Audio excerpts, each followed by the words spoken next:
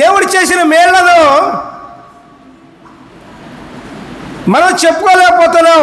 అనేక సార్లు అనేకమైన గొప్ప మేలు చేస్తూ ఉన్నా, దేవుడు అనేకమైన గొప్ప కార్యములు చేస్తూ ఉన్నా, దేవుడు అనేకమైన స్వస్థతలు చేస్తూ ఉన్నా,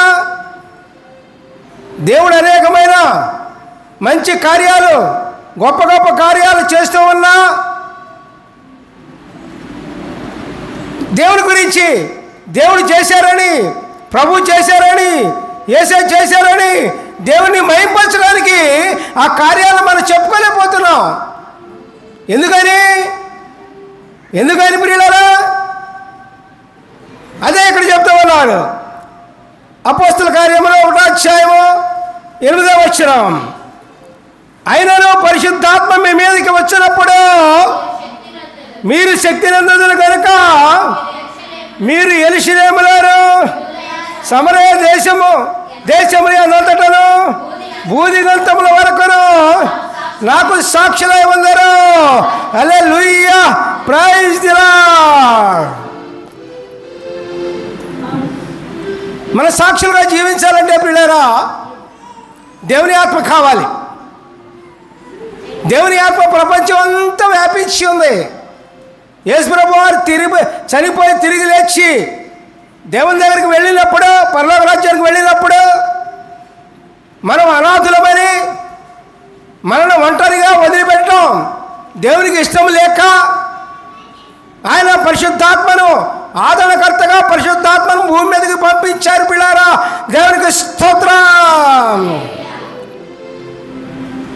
ఆ పరిశుద్ధాత్మ వచ్చిన తర్వాతే శిష్యులు దేవుని కోసం గొప్ప గొప్ప కార్యాలు చేసి గొప్ప సాక్షులుగా నిలబడి పిల్లారా ధైర్యంతో ముందుకు సాగారు. పిల్లారా, దేవునికి స్తోత్రం.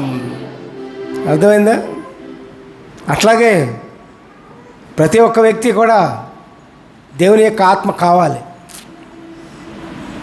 దేవుని ఆత్మ కావాలండి.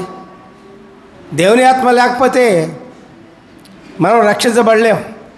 అందుకని బాప్తిసం ఇచ్చే యోహాను మొట్టమొదట అందరికీ కూడా నీళ్ళతో బాప్తిసం ఇస్తూ ఉన్నాడు. బాప్తిసం మంచిదే, తీసుకోండి. కానీ తర్వాత చెప్పిన మాట ఏంటంటే, నేను నీళ్లతో బాప్తిసం ఇస్తూ ఉన్నాను మీకు, నా తర్వాత నా వెనుక వచ్చేవాడు అగ్నితోనూ పరిశుద్ధాత్మతోనూ మీకు బాప్తిసం ఇస్తారు అని చక్కగా వివరంగా అన్నిటిగా ఒలిసి నోట్లో పెట్టినట్టు చెప్పారు ఆయన. దేవునికి స్తోత్రం. హల్లెలూయా, ప్రైజ్ ది లార్డ్. ఏమండి,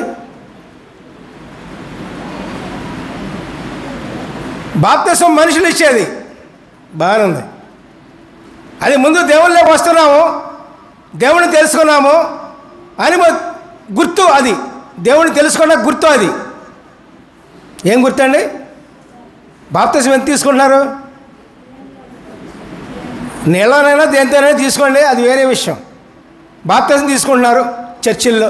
అవునా అవునా అవునా లేదు చెప్పండి. మెల్లిమెల్లిగా ఎత్తున్నాయి తీసుకుంటున్నారు.